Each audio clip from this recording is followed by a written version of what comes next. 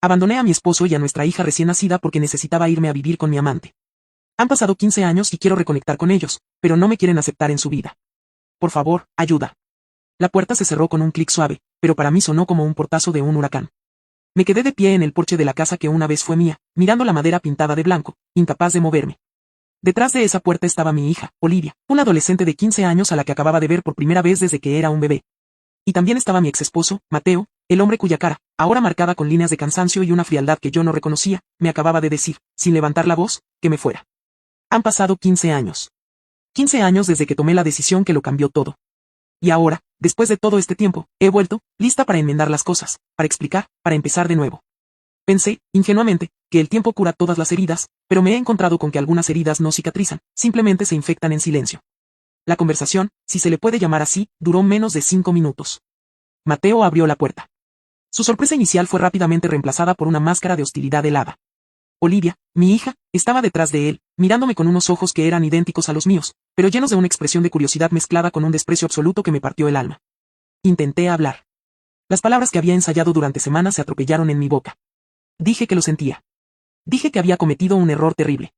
Dije que quería conocerla, que quería ser parte de su vida. Olivia no dijo nada. Solo me miró fijamente. Fue Mateo quien habló. Me dijo que no teníamos nada de qué hablar, que habían construido una vida sin mí, una vida buena, y que mi aparición repentina no era bienvenida. Dijo, no tienes derecho a volver aquí y jugar a ser madre después de 15 años de silencio. Le supliqué, le dije que la gente cambia, que yo había cambiado, pero él solo negó con la cabeza y me pidió que me fuera por el bien de Olivia. Y ahora estoy aquí, sentada en mi coche de alquiler al final de su calle, viendo las luces de la casa donde debería estar yo. Y la pregunta que me consume no es si cometí un error. Sé que lo hice. La pregunta es, ¿acaso un error, por grande que sea, merece una sentencia de por vida? La gente me juzgará, me llamarán monstruo, pero no entienden la situación, no entienden la jaula en la que estaba, la desesperación que sentía. Para que entiendan por qué me fui, necesitan entender al hombre por el que me fui y la vida de la que tuve que escapar. Casarme con Mateo a los 22 años pareció la decisión correcta. Era todo lo que se suponía que una mujer debía desear. Era estable, amable, de una buena familia. Me adoraba. Me dio una casa preciosa, seguridad financiera, una vida sin preocupaciones. Y yo, que venía de una familia humilde y caótica, me aferré a esa seguridad como si fuera un salvavidas. Pero la seguridad, con el tiempo, empezó a sentirse como una jaula. Una jaula muy cómoda, con barrotes de oro, pero una jaula al fin y al cabo. Mateo era un hombre de rutinas. Cenas a las 7, televisión a las 8, dormir a las 10, fines de semana en el club de campo, vacaciones en los mismos destinos familiares. Mi vida, que antes había sido un lienzo en blanco lleno de posibilidades, se había convertido en un cuadro ya pintado, predecible y un poco aburrido. Y entonces me quedé embarazada. Se suponía que la llegada de Olivia debía ser la pieza final de nuestro rompecabezas perfecto, pero para mí fue el clic final de la cerradura de mi jaula. El pánico se apoderó de mí. Me imaginé los siguientes 20 años como una sucesión interminable de rutinas, cenas a las 7, conversaciones sobre los logros escolares de nuestra hija. Me sentí vieja, atrapada, como si mi verdadera vida, esa que yo había soñado, llena de pasión, arte y aventura, hubiera terminado antes de empezar. Y en medio de esa crisis existencial silenciosa, apareció Julián. Era un músico que Mateo y yo contratamos para tocar en una fiesta que organizamos. Julián era todo lo que Mateo no era. Era impulsivo, apasionado, un poco peligroso. Vivía en un pequeño apartamento encima de un bar. Escribía canciones sobre corazones rotos y viajes por carretera, y me miraba no como a una esposa o a una futura madre, sino como a una musa. Nuestra aventura comenzó de forma sutil. Conversaciones sobre música y poesía después de sus actuaciones, encuentros casuales para tomar un café. Él me veía. Veía a la chica atrapada dentro de la mujer conformista. Me hablaba de sus sueños de irse a Nueva Orleans, de vivir de su música, y en sus sueños yo empecé a verme a mí misma. El nacimiento de Olivia, en lugar de anclarme a mi vida con Mateo, tuvo el efecto contrario. La sostuve en mis brazos, tan pequeña, tan perfecta, y sentí una oleada no de amor maternal, sino de un terror absoluto. Ella era la confirmación de mi sentencia. Ella era el ancla que me mantendría en este puerto seguro y aburrido para siempre. Y Julián. Julián era el barco que me ofrecía escapar. Me dijo que me amaba. Me dijo que no podía vivir sin mí. Me pintó un cuadro de una vida diferente, una vida de pasión, de arte, de libertad. Una vida en la que yo no sería la mamá ni la esposa de Mateo. Sería simplemente yo. Y yo, en mi desesperación, en mi pánico postparto, le creí. La elección me pareció brutalmente clara. Podía quedarme y ver cómo mi alma se marchitaba lentamente en la comodidad, o podía huir y arriesgarlo todo por la posibilidad de sentirme viva de nuevo. No lo vi como un abandono, lo vi como un acto de autopreservación. Necesitaba salvarme a mí misma para, algún día, poder ser una buena madre. Oh, eso me decía. Era una lógica retorcida, lo sé ahora, pero en ese momento se sentía como la única verdad posible. La noche que me fui, Olivia tenía apenas 3 meses. Mateo estaba dormido en nuestra cama, agotado después de haberse levantado 2 veces para darle el biberón. Yo no había podido dormir en días. La decisión me carcomía por dentro, una mezcla febril de terror y una emoción ilícita. Julián me esperaba en su furgoneta destartalada al final de la calle. Tenía todo lo que poseía metido en la parte de atrás. Iba a conducir toda la noche hacia el sur, hacia nuestra nueva vida. Me acerqué a la cuna de Olivia.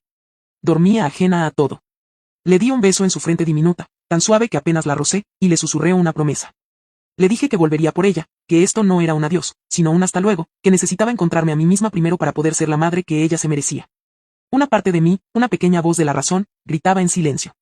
Me decía que estaba cometiendo un error monstruoso, irreparable. Pero la voz más fuerte, la del pánico, la del anhelo de escapar, la ahogó. Me dije a mí misma que esto era un sacrificio. Estaba renunciando al presente por un futuro mejor, un futuro en el que sería una madre completa y feliz, no una cáscara resentida. Dejé una nota en la almohada de Mateo. No era una carta de disculpa, era una carta de justificación. Le escribí sobre la jaula, sobre sentirme sofocada, sobre mi necesidad de vivir. Le dije que lo amaba a mi manera, pero que amaba más mi propia alma. Y le pedí que cuidara de nuestra hija hasta que yo pudiera volver. Salí de la casa en silencio, sin mirar atrás. Subí a la furgoneta de Julián y, mientras nos alejábamos, viendo cómo las luces de mi vida perfectamente ordenadas se hacían más y más pequeñas en el espejo retrovisor, no sentí alivio, no sentí alegría. Sentí una extraña y terrible calma. La calma de una cirujana que acaba de amputar un miembro para salvar el resto del cuerpo. Los primeros años con Julián fueron exactamente como él los había prometido, un torbellino de música, de viajes por carretera, de vivir al día. Nos mudamos a Nueva Orleans. Él tocaba en bares de blues y yo conseguí un trabajo de camarera. Éramos pobres, pero nos sentíamos vivos, y yo, por un tiempo, logré silenciar la voz de la culpa. Me decía a mí misma que estaba viviendo la vida que necesitaba vivir. Me decía que Mateo era un padre maravilloso, que Olivia estaría mejor con su estabilidad que con mi caos. Me convencí de que mi ausencia era, en realidad, un regalo para ellos. Pero la vida en el carril rápido tiene un precio. La pasión de Julián a menudo se convertía en peleas explosivas. Su espíritu libre se traducía en infidelidades. El sueño se fue desvaneciendo lentamente, reemplazado por la dura realidad. Nuestra gran historia de amor se convirtió en una más de sus canciones de corazones rotos. Y, a medida que nuestro caos se volvía más destructivo que liberador, el recuerdo de la vida tranquila que había abandonado empezó a volver.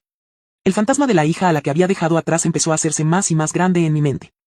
La relación con Julián no terminó con una explosión, sino con un gemido. Después de casi 10 años de un ciclo agotador de pasión y destrucción, simplemente nos quedamos sin energía.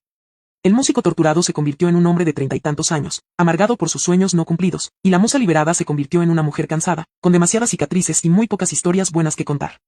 La ruptura, cuando finalmente llegó, fue casi un alivio. Nos separamos sin dramas, como dos soldados que finalmente acuerdan una tregua en una guerra que ninguno de los dos podía ganar. Y, de repente, a los 37 años, me encontré sola. Verdaderamente sola. Y en esa soledad, sin la distracción del caos de Julián, la magnitud de mi decisión de 15 años atrás me golpeó con toda su fuerza. Empecé a pensar en Olivia, no como el ancla que me ataba a una vida aburrida, sino como una persona. Una niña. Una adolescente. ¿Quién era ella? ¿Le gustaba la música como a Julián, o era tranquila y estudiosa como Mateo? Me di cuenta, con un horror que me heló los huesos, de que no sabía absolutamente nada de mi propia hija. Y entonces lo descubrí. Descubrí la verdadera naturaleza de mi acto de autopreservación. No había sido un sacrificio. Había sido el acto de egoísmo más puro y absoluto. Había cambiado a mi hija por una fantasía. Había cambiado la oportunidad de verla dar sus primeros pasos, de escuchar sus primeras palabras, de curarle las rodillas raspadas, por unas cuantas canciones de blues en bares llenos de humo y la atención de un hombre que, al final, resultó ser tan pasajero como cualquier otro. La jaula dorada de Mateo, que tanto había resentido, de repente me pareció un paraíso. Un paraíso de estabilidad, de amor incondicional, de noches tranquilas. Una vida que yo había desechado por la promesa de una pasión que resultó ser un fuego que lo consumió todo y no dejó nada más que cenizas. Me pasé los siguientes 5 años a la deriva. Me mudé de ciudad. Conseguí un trabajo de oficina. Intenté construir una vida normal, pero el agujero en mi alma era demasiado grande. Fui a terapia. Empecé a desentrañar el nudo de egoísmo y pánico que me había llevado a huir. Y poco a poco nació una nueva necesidad, una necesidad mucho más fuerte que la de la libertad o la pasión, la necesidad de intentar, al menos, enmendar el daño. No esperaba el perdón. No esperaba ser bienvenida con los brazos abiertos, pero necesitaba que mi hija, al menos, viera mi cara. Necesitaba que supiera que no la había olvidado, que la mujer que se fue no era la misma que quería volver. Así que, después de 15 años, reuní todo el valor que me quedaba. Busqué a Mateo en internet, encontré su dirección y conduje hasta esa casa, hasta esa puerta, con un discurso de arrepentimiento en los labios y una esperanza frágil y aterrorizada en mi corazón. Una esperanza que murió en el momento en que sus ojos y los de ella se encontraron con los míos. Así que estoy de vuelta en mi coche de alquiler, en el presente, con el eco de esa puerta cerrándose y la narrativa que me trajo hasta aquí, la de la mujer que necesitaba encontrarse a sí misma. Se siente ahora increíblemente delgada, una excusa patética frente a la realidad de una hija de 15 años que me mira como a una extraña. Por favor, ayuda. Eso es lo que escribí. Pero, ¿qué ayuda estoy pidiendo? ¿Que alguien me dé una fórmula mágica para deshacer 15 años de ausencia? ¿Que me digan que tengo derecho a volver? ¿Que el tiempo debería haberme concedido el perdón? Una parte de mí, la parte que todavía se aferra a los jirones de mi antigua autojustificación, quiere gritar que no es justo, que he sufrido, que mi vida con Julián fue un castigo en sí mismo, que he pagado mi penitencia en años de soledad y arrepentimiento. ¿No cuenta eso para nada? Pero luego veo la cara de Olivia en mi mente, la confusión, el desprecio, y me doy cuenta de que mi sufrimiento no significa nada para ella. Ella no me debe su compasión. Yo le debo a ella una vida entera. Una vida de cumpleaños que me perdí, de funciones escolares a las que no asistí, de pesadillas en las que no la consolé. Cerró la puerta. No sé qué hacer. Me voy. Desaparezco de nuevo, aceptando que he perdido mi oportunidad para siempre. O me quedo aquí, en esta ciudad, y lucho no con exigencias, no con justificaciones, sino con paciencia, con la voluntad de aceptar su rechazo una y otra vez, hasta que quizás algún día vean que la mujer que está llamando a la puerta no es la misma niña egoísta que huyó hace tantos años. La verdad es que no sé si tengo la fuerza para hacerlo. Es mucho más fácil ser la víctima, la que fue rechazada, la que el mundo no entiende. Pero por primera vez en mi vida, no quiero la salida fácil. Abandoné a mi esposo y a mi hija. Esa es la verdad. Sin adornos. Y ahora, 15 años después, quiero volver. No porque necesite que ellos me salven a mí, sino porque necesito desesperadamente intentar empezar a enmendar el mundo que yo misma rompí, aunque nunca lo consiga, aunque lo único que obtenga sea esa puerta cerrada para siempre. Actualización 1. Ha pasado un mes desde que me cerraron la puerta en la cara, un mes desde que escribí mi publicación original. He leído cada comentario una y otra vez, especialmente los duros. Y por mucho que dolieran, tenían razón. Mi arrepentimiento no me daba derecho a nada. Decidí seguir el consejo de uno de los comentarios. No más confrontaciones, no más emboscadas emocionales. Así que escribí una carta. No fue una carta de justificación, fue una carta de rendición. Llené varias páginas, no con excusas sobre jaulas doradas o autopreservación, sino con la verdad fea y sin adornos. Escribí sobre mi egoísmo, mi pánico, mi cobardía y, lo más importante, no pedí nada, no pedí perdón, no pedí una segunda oportunidad. Solo escribí dos cosas al final. La primera, dirigida a Mateo, fue un simple gracias. Gracias por ser el padre increíble que yo no tuve el valor de ser. Le diste a nuestra hija la vida que se merecía, una vida que yo le habría negado. La segunda, dirigida a Olivia, fue aún más simple, no espero que lo entiendas. No espero que me perdones. Solo quiero que sepas que el error no fuiste tú. El error fui yo, y viviré con ello cada día de mi vida. Si alguna vez en el futuro sientes la más mínima curiosidad por saber quién soy, este es mi número. Si no, lo entenderé. Envié la carta a su dirección sin remitente, para que no la tiraran sin abrirla. Y luego esperé, pero esta vez esperaba de forma diferente. No esperaba una respuesta, simplemente había lanzado mi mensaje al universo, un reconocimiento de mi culpa. Me preparé para el silencio. El silencio duró 3 semanas y entonces, ayer, mi teléfono vibró. Un número desconocido. Un mensaje de texto. El mensaje decía, soy Olivia. Mi corazón se detuvo.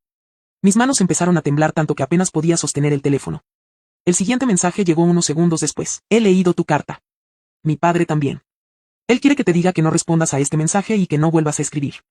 Sentí una punzada de dolor, pero era lo que esperaba de él. Pero luego llegó un último mensaje. De ella. Decía. Y yo quiero que sepas que tus palabras no cambian nada. No necesito entenderte. No necesito a otra madre. Ya tengo una. La mujer que mi padre conoció hace 10 años, la que ha estado en cada una de mis funciones escolares, la que me ayudó con mi primer desamor. Esa es mi madre. Tú eres solo la mujer que me dio sus ojos y, sinceramente, preferiría no tenerlos. Leí el mensaje y luego lo leí de nuevo. Sentí un dolor tan puro, tan absoluto, que fue como si me hubieran arrancado algo del pecho. No había ira en sus palabras. Había algo mucho peor, había finalidad. No solo me había perdido su infancia, me había perdido mi lugar. Había sido reemplazada no por una rival, sino por la simple y llana marcha del tiempo. La vida había seguido sin mí y había llenado el vacío que yo dejé con alguien mejor, alguien que se quedó. Mi error no fue solo irme, fue pensar, en mi arrogancia, que mi puesto estaría esperándome. Actualización final. Han pasado 6 meses desde el mensaje de Olivia. 6 meses de un silencio que finalmente he aprendido a aceptar. No volví a escribir, no volví a llamar. Borré sus números, su dirección. Acepté mi exilio. Conseguí un trabajo sin futuro en una cafetería y un pequeño apartamento al otro lado de la ciudad. Mi vida se ha convertido en una rutina de penitencia silenciosa.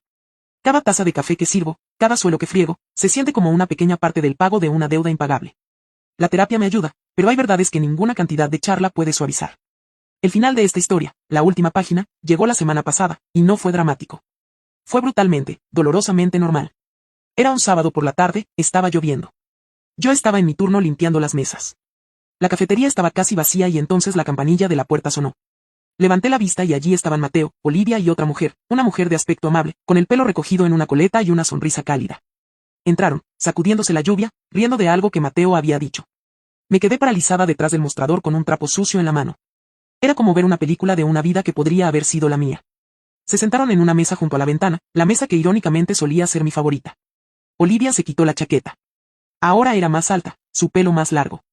Se reía, y su risa era una mezcla perfecta de la mía y la de Mateo. La mujer, la que Olivia llamó su madre, le pasó una servilleta para que se secara el pelo. Fue un gesto pequeño, instintivo, lleno de años de cuidado y amor. Mateo se levantó para pedir. Se acercó al mostrador mirando el menú de la pared, sin darse cuenta de que yo estaba allí, a menos de 2 metros, conteniendo la respiración. Y en ese momento tuve una opción. Podría haber dicho su nombre, podría haberme revelado, podría haber forzado un encuentro, creado una escena, hecho que mi dolor fuera visible para ellos. Pero no lo hice. Vi la calma en su rostro. Vi la felicidad genuina en los ojos de mi hija mientras charlaba con la mujer que la había criado. Vi una familia. Una familia completa, funcional y feliz, una familia cuya paz sería destrozada por mi presencia. Y por primera vez en mi vida, tomé la decisión desinteresada. Elegí su felicidad por encima de mi necesidad. Me di la vuelta y entré en la cocina trasera antes de que él levantara la vista. Le dije a mi compañero que me sentía mal, que si podía tomar mi mesa. Observé a través de la pequeña ventana de la puerta de la cocina como mi compañero les tomaba el pedido. Los vi tomar sus chocolates calientes, los vi compartir un pastel, los vi ser una familia. Después de 20 minutos, se fueron. Esperé hasta que estuve segura de que la calle estaba vacía. Luego salí de la cocina y volví al trabajo, y esa fue mi redención. No fue un perdón, no fue una reconciliación. Fue un acto. Un acto silencioso y anónimo de amor, el primer acto verdaderamente maternal de mi vida. Entendí que mi camino no es volver a sus vidas. Mi camino es aprender a vivir con el hecho de que sus vidas son mejores sin mí. Mi penitencia no es su perdón, es mi ausencia. Y finalmente, después de 15 años de huir, he encontrado algo por lo que vale la pena quedarme quieta, la silenciosa y dolorosa aceptación de que el mayor regalo que puedo darles es no darles nada en absoluto.